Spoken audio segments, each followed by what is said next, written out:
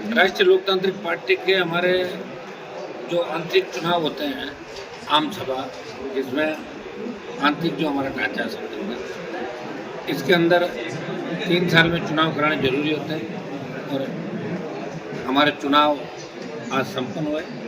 आम सभा के मेंबर्स के अलावा राजस्थान के कोने कोने से आरएलपी परिवार, नेतागण, हमारे पूर्व विधायक, वर्तमान पालिका प्रधान, चेयरमैन, सब लोगों को हमने आमंत्रित किया।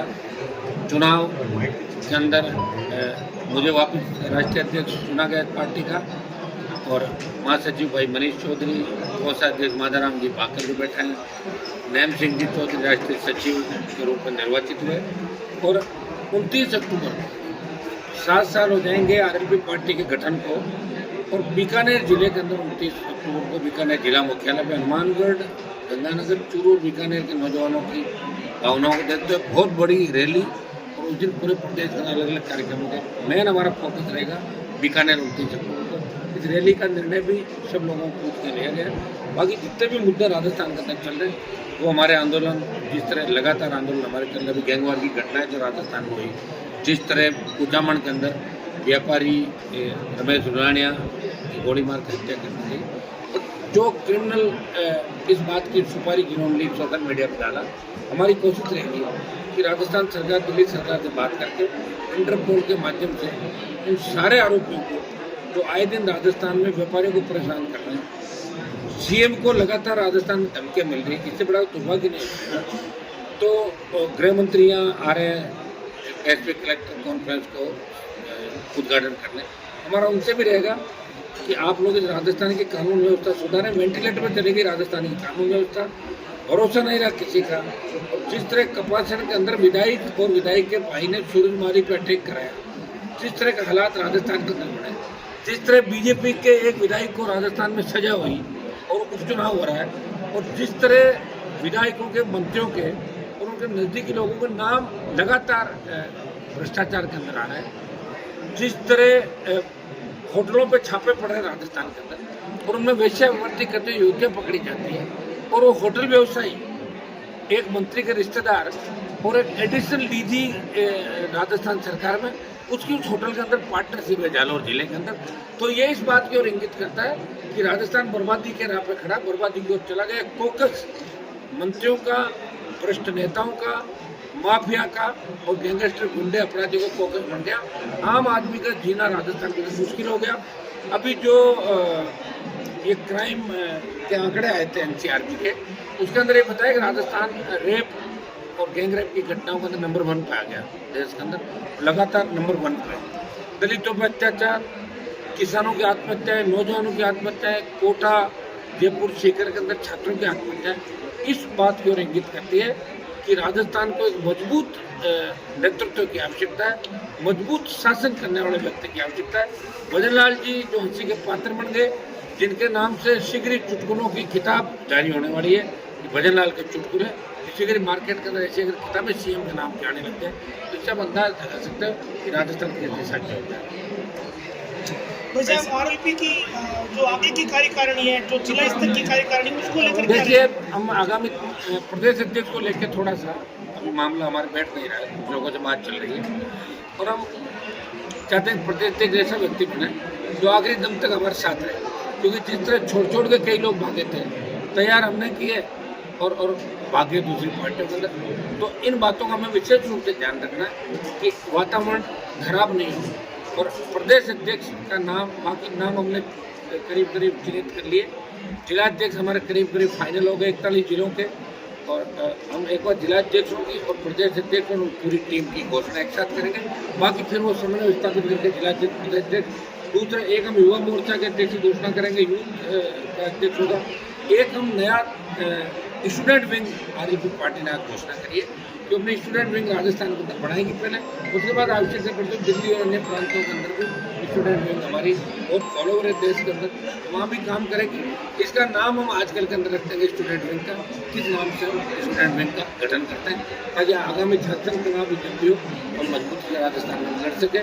एक हमारा महिला मोर्चा होगा जो दूसरे मोर्चे पहले हमारे थे, उसी हिसाब से और अन्य मोर्चे प्रपोज होना चाहिए। हम जल्दी इसकी घोषणा इसी माह के अंदर करेंगे और 29 की जो हमारी रैली होगी वो एक राजस्थान को नया संदेश देगी। और उस रैली से आपको लगेगा कि राजस्थान का जवान किसान क्या चाहता है। और रैली बड़ी ताकत के साथ नौजवान अपने अपने हिसाब से रैली बीकानेर लेके जा रहे हैं। पंचायत चुनाव आज भी पार्टी मजबूती से राजस्थान में चलेगी। समान विचारधारा वाले दल जो कांग्रेस बीजेपी के खिलाफ है उनके साथ हमारे अलायंस भी हो सकते हैं राजस्थान में। सर आरएलपी का जिस तरह से नया ढांचा खड़ा हो रहा है, क्या लग रहा है जो पहले जो लोग थे जो चले गए, अब रिफाइंड लोग जो बचे हैं उसके साथ राजस्थान में किस तरीके की एक नई शुरुआत, और पूरे राजस्थान क्योंकि आगामी कई चुनाव आ रहे हैं, पंचायती राज है, नगर निकाय है, किस प्रकार की चुनौतियां देंगी आरएलपी पार्टी? देखिए आना जाना तो बना रहता है। तो कांग्रेस छोड़ के बीजेपी, बीजेपी छोड़ के कांग्रेस, बीजेपी छोड़ के हमारे पास आए कांग्रेस, ये आना। लेकिन हम कोशिश करेंगे कि इस पार्टी में नौजवानों को, महिलाओं को और विशेषकर संघर्षशील लोगों को ज़्यादा मौका मिले। हम ये चाहेंगे छात्र राजनीति के लोगों को मौका मिले। हाँ, अगर कांग्रेस बीजेपी में कोई अच्छे नेता उनको सम्मान नहीं मिल रहा है तो कई लोग हमारी पार्टी ज्वाइन करना चाहते हैं, उनको भी हम ऐसे लोगों को निश्चित रूप से मौका देंगे जिनकी बेदाग छवि हो, जिन पे करप्शन के आरोप नहीं लगे, जो कोई माफियाओं से नहीं मिला हो, ऐसे लोगों को हम निश्चित रूप से पार्टी में जोड़ेंगे। रिफाइंड करने के बाद हमारी जो इस बार की कार्यकारिणी आएगी वो अच्छी कार्यकारिणी, जिसमें वकील भी होंगे, पत्रकार भी होंगे, कई तरह के लोग, अलग अलग तरीके के बड़े लोग होंगे कार्यकारिणी के अंदर हम देखेंगे। एक सर अभी जो उपचुनाव है उसमें आरएलपी की क्या भूमिका रह सकती है? अंत में उपचुनाव होने जा रहा है, उम्मीद है जनता के उपचुनाव को लेकर एक बार हम बात करें। हमारा मकसद यही रहेगा कि कांग्रेस और भाजपा को रोकें वहाँ पर। तो जैसा बातचीत चल रही है आजकल के अंदर उसका फैसला हम कर देंगे कि अंत में हमारा निर्णय क्या होगा, क्योंकि आरएलपी का बहुत बड़ा वोट बैंक अंता के अंदर नहीं है। तो लेकिन हम ये चाहेंगे कि कांग्रेस रुके, भाजपा रुके और तीसरी ताकत अंता में खड़ी हो। इसको लेके तमाम जो दल है दूसरे कांग्रेस बीजेपी उनसे बातचीत करके नया उम्मीदवार उतारने का प्रयास करेंगे। सर नरेश मीणा भी आपकी तरफ उम्मीद की नजरों से देख रहे हैं, क्योंकि कांग्रेस ने तो उनको अलग थलग पटक दिया है, बीजेपी का वो साथ चाहते मैं हैं। तो देवली उनियारा के अंदर उसको चुनाव लड़ना चाहता था, अगर लड़ लेता चुनाव जीत जाता, फिर भी मैंने सपोर्ट किया देवली उनियारा में नरेश का कि भाई नरेश को वोट दें सोशल मीडिया के माध्यम से, क्योंकि खीम सरकार चुनाव उस समय था, सोशल मीडिया के माध्यम से मैंने सपोर्ट किया। एक बार उनसे भी बात कर लेंगे। सर अंता के चुनाव में क्या नरेश मीणा आपकी पार्टी से उतरना चाहेंगे? अभी तक कोई बात नहीं हुई मेरी, अभी कोई बात नहीं, बात करेंगे आजकल के अंदर। अभी तो फार्म भरने की 14 तारीख है लास्ट डेट है। सर आपने पिछले दिनों एसएमएस जाके घायलों से मुलाकात की, एसएमएस में कांड हो जाता है, उससे पहले अजमेर रोड पर कांड हो जाता है, फिर दोबारा अजमेर रोड पर सरकार की व्यवस्था वेंटिलेटर पे, सीएम की मजाक उनके विधायक मंत्री और पूरे ब्यूरोक्रेट कमरों में बैठ के मुख्यमंत्री भजनलाल के वही रील सुनते हैं कि मैं बुराइयों के साथ हूँ, मैं रावण के पक्ष में हूँ, मैं टेलीफोन को रिसीव लगा के मजाक, मोदी को श्रद्धांजलि, 25-30 उनके अलग पड़ा रखा। वो कह रहे भजनलाल के चुटकुले कोई सुनते हैं और वो उसमें हंसते रहते हैं। पूरा प्रदेश सीएम पे हंस रहा है और दिल्ली वाले चूंकि इसलिए इनको नहीं हटा रहे कि दिल्ली में जिन लोगों ने इसको बनवाया अब वो अपनी बेइज्जती महसूस कर रहे हैं कि हटाने के पहले ही कहा था तुमने इसको क्यों बनाया, इसलिए वो चुपचाप बैठे। मुझे लग रहा है बिहार चुनाव के बाद भजनलाल को बदल देंगे राजस्थान के अंदर। कोई खुश नहीं, न तो दिल्ली खुश है, न आम जन खुश है, न इनका खुद का समाज खुश है, उन्हें दूसरे समाज खुश है, न युवा खुश है, उन्हें राजस्थान चुनाव को लेकर एक तस्वीर सामने आई जिसमें वसुंधरा राजे और सीएम साथ में बैठे हैं, तो उसमें क्या कहना चाहेंगे? कि वो तो इसलिए आए ना भाई, वसुंधरा के इलाके का चुनाव है तो ये वसुंधरा के गले में डालना चाहते हैं। वसुंधरा इनके गले में डाल के वसुंधरा जी क्यों चाहेगी चुनाव जीते? वो तो चाहेगी ना बीजेपी हारे, तभी तो उनका चांस बनेगा। और ये फिर आपस में बैठ कर एक दूसरे के यहाँ खड़े कि पांच कैसे बने, इसलिए साथ वहाँ पे भाई साहब कई मामलों में देखा गया कि आरएलपी ने विपक्ष की भूमिका निभाई विधायक नहीं होने के बावजूद। तो जो विपक्ष की पार्टियां होती है वो आमतौर पर एकजुट होकर ही सत्ता के खिलाफ लड़ाई लड़ती है, तो यहाँ कुछ मामलों में कांग्रेस थोड़ी अलग थलग दिखी। दिल्ली में लड़ी हमने लड़ाई, दिल्ली में इंडिया अलायंस के साथ ही वहाँ लड़ रहे। राजस्थान की कांग्रेस तो खुद गुटों में बची, खुद ही एकजुट नहीं, हम कहाँ से होंगे उनके साथ। अभी कुचामन के अंदर तो कांग्रेसी नेता बैठे थे ना, मैं जब गया था। जयपुर में सर एक मीडिया संस्थान पर हमला किया गया है, उसको लेकर किस प्रकार? देखिए मीडिया संस्थान पे हमला करने का किसी को अधिकार नहीं, और जिन गुंडों ने हमला किया मैं उसकी भर्त्सना करता हूँ, चाहे कोई भी हो, कानून से बड़ा नहीं है। और मैं तो ये भी कहना चाहता हूँ जिस तरह की छूट आपने दे रखी है कि ये सेना बन गई, वो सेना बन गई, सेना तो एक ये भारतीय सेना, मजाक बना रखा कानून का। ऐसे लोगों को गिरफ्तार करना चाहिए, दंडित करना चाहिए। राजस्थान के अंदर अगर मीडिया अपनी बात नहीं कह पाएगा कोई नेता अगर किसी तरह की बयान इतिहास की बात कहते तो उसके खिलाफ आप मोर्चे खोलते हो, चाहे जैसे बकवास करते हो आके। ये छूट राजस्थान में किसी तरीके से नहीं मिलेगी। राष्ट्रीय लोकतांत्रिक पार्टी ऐसे हमलों का विरोध करती है और गुंडे, बेईमान और बदमाशों के नाम से अगर आप संस्थानों का नाम रखने लगे तो राजस्थान और बर्बाद हो जाएगा। ऐसा हर गली के अंदर गुंडा है, नाम रखो क्या उनका सबका। एक सर बड़ी मुश्किल से शेखावाटी, डीबा, नागौर में गैंगवार खत्म हुई थी। 12-13 के बाद लगभग शांति हो गई थी। लेकिन ये जो अभी रोहित गोदारा इनकी जो गैंग है ये फिर से पनपी है, तो ये एक बड़ा थ्रेट। पॉलिटिकल लोगों का संरक्षण है इनको, राजनीतिक लोगों के बहुत से कॉन्टेक्ट हैं, कोई न कोई इनकी मदद करता रहता है। लेकिन अब इन गैंग जितने भी इनका सफाया जल्दी होगा राजस्थान में। सर अभी रतनगढ़ में देखा गया कि वसुंधरा राजे का स्वागत हो, उन्होंने कहा कि भाई सीएम कैसा हो, तो उन्होंने कहा कैसा नहीं कैसे। सीएम बनने की चाहत भी है, उपचुनाव भी है और कई चीजें हैं। किस प्रकार से देखते हैं सर इन सब चीजों? वसुंधरा जी तो सीएम रही है तो सब मन में तो आती है ना। अभी सीएम का बंगला का खाली किया उसको, कहा जैसे वो इलीगल रह रही है उस बंगले के अंदर। अशोक गहलोत, वसुंधरा, सचिन पायलट, गोविंद डोटासरा, ये कांग्रेस का जो वार रूम है, और ये 5-7 बंगले इन लोगों को दिए ओबलाइज करने के लिए, ताकि इससे साफ संकेत है कि भाजपा कांग्रेस मिले में। जब एमएलए फ्लैट बना दिए, एमएलए फ्लैट में आओ ना आप, एमएलए तो आप अपने आप को सीएम फीलिंग कैसे कर सकते हो? जब सीएम हो ही नहीं, सीएम कैसे हो? ये तो सामंती सोच होगी। एमएलए हो तो एमएलए के बंगले में रहो, एमएलए फ्लैट बनाए इसलिए उसके अंदर रहने चाहिए।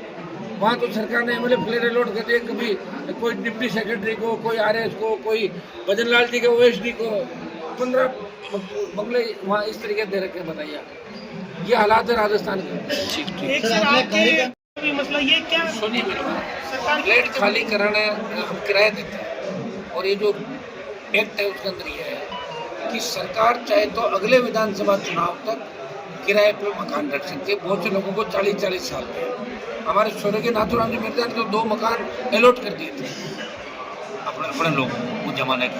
उनके नाम मैं आज नहीं लूँगा, अगली जब बात करेंगे तब लेंगे। 2 मकान दिए उन्होंने, और आपको करीब पता भी होगा 2 मकान उस समय पावर थी पीडब्ल्यूडी मिनिस्टर की कि वो मकान प्राइवेट व्यक्ति को भी बेच सकता है। सरकार 2 दिए उन्होंने रिश्ता निभाया, 2 मकान दिए। सर आप आज जो कार्यकारिणी का विस्तार हो रहा है, तो आगामी जैसे चुनाव, विधानसभा चुनाव को लेकर क्या तैयारी रहेगी? किसी संगठन के साथ विधानसभा चुनाव तो भी यही ना, बहुत दूर है। जैसे आगे जो उससे पहले आपको राजस्थान में आरएलपी ही नजर आएगी। आरएलपी की सुनामी चलेगी राजस्थान के अंदर। इस बार राजस्थान का प्रत्येक समाज यूथ ये चाहता है कि हम नया राजस्थान चाहते हैं, और अलग अलग समाजों के चेहरे आपको जो कार्यकारिणी की घोषणा होगी उसमें आपको नजर आएंगे। प्रत्येक समाज को समान प्रत्येक समाज को मिलेगा। ये पार्टी सबकी बन चुकी है, एक जाति की पार्टी नहीं है। प्रत्येक जाति के लोग आप देखिए, मंच में देख लें, वहाँ बैठे हर जाति का व्यक्ति बैठा। अब राजस्थान की जनता को ये सोचना है कि अपना शोषण करवाना है या आज़ादी लेनी है, तो राजस्थान की जनता सोचेगी। हमने तो सोच ही रखा भाई, 20 साल समर्पित करते, 25 साल समर्पित करते, हर जगह हम जा रहे हैं। यहाँ का बजरी का मामला आप देखो, सरकार मुकर गई, वापस करेंगे बजरी माफिया के खिलाफ आंदोलन करेंगे, लोगों को राहत दिलाएंगे। और बिजली कनेक्शन के मामले में मैं आपको बता दूं कि डबल बेंच ने कल मेरे पक्ष में फैसला दे दिया हाईकोर्ट के अंदर, और डबल बेंच ने यह कहा कि सरकार की गलती है, 2 लाख रुपए जो इन्होंने जमा करे उनको मानो, और 4 लाख और करा के और बैंक गारंटी के रूप में देंगे। 4 लाख बिजली विभाग ले नहीं सकता।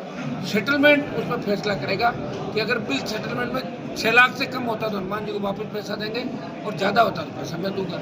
ये डबल बेंच ने सिंगल बेंच के फैसले को पलट दिया, जिसमें सिंगल बेंच ने 6 लाख रुपए देने की बात करी थी। कल डबल बेंच ने 4 लाख रुपए 2 लाख को मान लिया और 4 लाख देके सरकार को लथाड़ लगाया। आपके दूसरा मामला भी जो है कोर्ट में चल रहा था, जो क्वार्टर खाली करवाने का, उसमें आगे क्या है? अब देखते तारीखें पड़ रही सर लड़ता मुझे, मेरी आदत है लड़ता रहती। एक सर पिछले चुनाव को देखे या जब आरएलपी का गठन हुआ था 18 में, या आप देख लें तो भीड़ तो बहुत होती है आरएलपी के कार्यक्रमों में या जब भी आंदोलन होता है, लेकिन वोट के समय ये भीड़ वोट में क्यों नहीं बदल रही? क्या लग रहा है आपको, जनता इन दोनों पार्टियों में फंस जाती है? क्या मसला होता है? जनता उसमें फंस जाती है। पैसा बहुत बड़ी ताकत है, पैसा हमारे पास नहीं। जिस तरह इलेक्टोरल बॉन्ड आपने देखा, हमने तो इलेक्टोरल बॉन्ड ही बाद में देखा ऐसा होता है। तो पैसे इलेक्शन में सब कुछ नहीं होते, लेकिन पैसे की महत्वपूर्ण होती है। और कुछ लोग जाति उसमें चले जाते हैं कि यार जातिवादी पार्टी फलान रही, लोग कहते हैं। बाकी आप सब देख रहे हो, मैं तो सर्व समाज के लिए लड़ता हूँ। हर समाज को जहाँ भी आवश्यकता पड़ती है मैं लड़ने के लिए पूरा टाइम उनको दे दूँ। ऐसा ही भर्ती का आंदोलन दे दूँ। 127 दिन तक लड़ाई लड़ी, आगे भी लड़ेंगे, अग्निवीर की लड़ेंगे, किसानों की लड़ी, पहलवान बेटियों की लड़ी, अभी कपासन का आप देख लें, तमाम आप देख रहे हो रात के जो सुबह 5-5 बजे तक लोग इंतजार कर रहे हैं, सुबह 5:15 बजे तक बीकानेर, बाड़मेर, जोधपुर, शाहपुरा के अंदर जो कार्यक्रम हुआ, जयपुर जिले के अंदर तमाम जगह आप देखोगे कि आरएलपी राजस्थान की तीसरी ताकत के रूप में जबरदस्त तरीके से उभर के सामने आ रही है और सर्व समाज चाहता है कि हमें राजस्थान का भला करना है, हमारी बहन बेटियाँ कैसे सुरक्षित रहे, कानून का राज कैसे रहे, पेपर लीक की घटनाएं नहीं और नौजवानों को रोजगार मिले और सामंती व्यवस्था खत्म हो राजस्थान में। हर आदमी चाहता है, हर वर्ग चाहता है और राजपूत ब्राह्मण बढ़िया भी चाहता है कि हनुमान जी की पार्टी ताकतवर बने और हमारे नेता भी इस पार्टी के अंदर आए। स्वागत है, ले रहा हूँ, उनको भी टिकट दिए मैंने और भी टिकट दूंगा मैं। ठीक है। ठीक है।